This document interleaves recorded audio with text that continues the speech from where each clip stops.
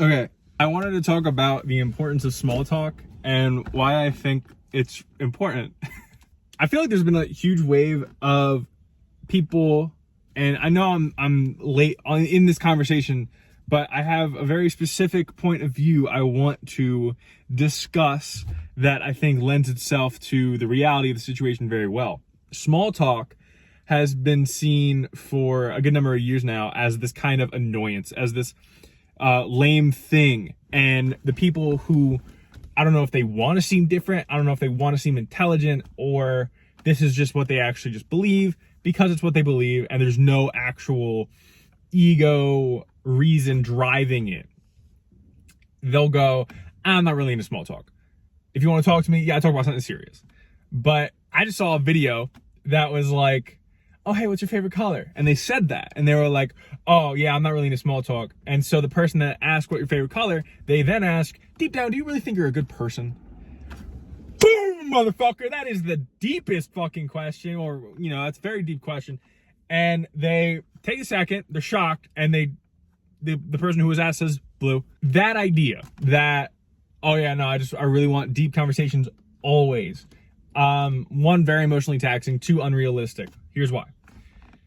I work at a Wawa. If you don't know what a Wawa is, it's basically just like the Chick-fil-A of gas stations. You can go in, you can get hoagies, you can get food, you can get coffee, you can fill up your gas, all this stuff, but it's a really nice, just basically a gas station. And I make food, and I work register, and I'm a manager, and I talk with people. I talk with people every day, the same people, and I don't know their deepest fears. I don't know what hits them emotionally, but you know, I talk with them, and it's small and it's polite, and it makes me feel better, and they go out and they have a better day, and you know, we laugh about dumb stuff or the weather, and you know, it's really nice. Because I saw this other video, I want to say it was Trevor Noah, who was talking about small talk and how it builds this connection between people in a society. When you have a group of people that's more than 150 people, which is our circle limit pretty much on who we can be close with and who we can care about as individuals, when it exceeds 150, you can't really care about everyone. And that's why, you know, if your grandparent dies, you get really upset, but you hear an orphanage burnt down and you're like, oh, that's rough. You know what I mean? It's outside your bounds, and it doesn't make you a bad person. It makes you a person. So, keeping all of that in mind, he says that small talk is the baseline interactions that we have within a society, within a community, that keeps everything floating, that keeps communication open and trust open to strangers, to public, you know, people. And it's not like the end all be all. However, it does play a very important role. So looking at it as something bad or weird or something you shouldn't do is actually kind of detrimental to you as just a considerate person, to other people, to people around you, all that kind of stuff. Now, here's my take. In my latest short story, Mud Tracks, I have two central characters. One is named Professor Ichabod, and his first name is Todd, and he is our primary point of view character. And the secondary character is a heavy weapon specialist who is this very tall, very muscular, scars on the forearms, on the face, very like battle-hardened woman who understands certain things about Todd's history and why he is where he is, and on this mission that they're on to research. They're in a nation that's at war. They're researching the war beast that the other nation just acquired, so they want to learn about it. And so they have to go off into this marsh that's basically the front lines of the war.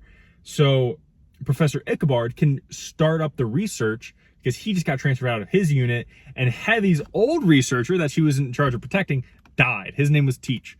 And so she understands that he really doesn't like heavy weapon specialists. And so there's already more of a level of understanding between the two characters than me and a stranger would. So here's where small talk becomes apparent. Small talk and the small interactions that people have can be applied to characters because, art reflects life reflects art, whatever. It's how I make you like characters as a writer. And if you're a writer or a storyteller, you know exactly what I'm talking about. You want to make a character relatable in some way to then have the audience build an emotional connection to that person. Sometimes you make them bump their head. Oh my God, that's such a human thing. I've bumped my head before. I'm like this person. And even if that's not the primary thought in your head as you're reading it or you're watching it or you're experiencing it, it connects. It goes, oh, they bumped their head. A normal human reaction. When they interact with another person, it tells you a lot about how they are, who they are. Have they worked food service before? Do they understand? I don't really care what they order. I just, want to be friendly. Do they understand that I've had 7 other hours of making food for people and I'm kind of tired for the day? So maybe I'm not going to be the brightest and chipperest person. And if they get mad at me about that, sucks to suck. It's kind of how it is. Customers can get mean sometimes, So having that small talk of, she literally says, are you excited to sample the wildlife? Because she knows something about him. Here's what he's here to do. And Todd's kind of fucking rude. He's like, are you excited to kill it? You suck. And he doesn't say you suck, but he's like, are you excited to kill it? And she's like, kind of. And you come to find out because she was close to Teach. And, he has this bitterness against heavy weapon specialists because they kind of screwed him over. He wasn't supposed to be on the front lines. He was supposed to be back in upper echelons of the military because he was a very high-ranking professor before the war. And all of that information, everything that I've just told you about the story is summed up in maybe 2 pages of small talk. It is the interactions. It is the mental thoughts of Todd. It is how Heavy reacts to certain things that are said and how Todd reacts to certain things that are said. And in that small talk, they've learned about each other, and you as the reader, me as the writer, how we have learned about them through how they deal with small talk, something that's very human.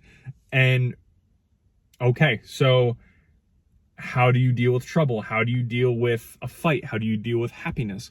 All of those things can tell you something about someone. So discussing the weather might seem like a lame thing to talk about, or, oh, what a boring thing to talk about. I would much rather talk about the deeper intertwining mysteries of the universe. And are we even alive to begin with? Am I my hand or is my hand me? And so by doing that, you cut off everyone else from your life that could ever possibly enter it. Why would I need anyone else? I'm all I will ever need. You're lying, even if you don't know you are. Oh, I've been hurt before. I don't want to get hurt again. You're damaged. It's this thing that's very human, even down to the point where I make it a point to have it in my stories, small talk, to show you about the characters, thus proving my point or helping my point in that small talk. Very important, very critical. I love small talk. I love busting chops with people, man. It's hilarious. And that's all I had to say.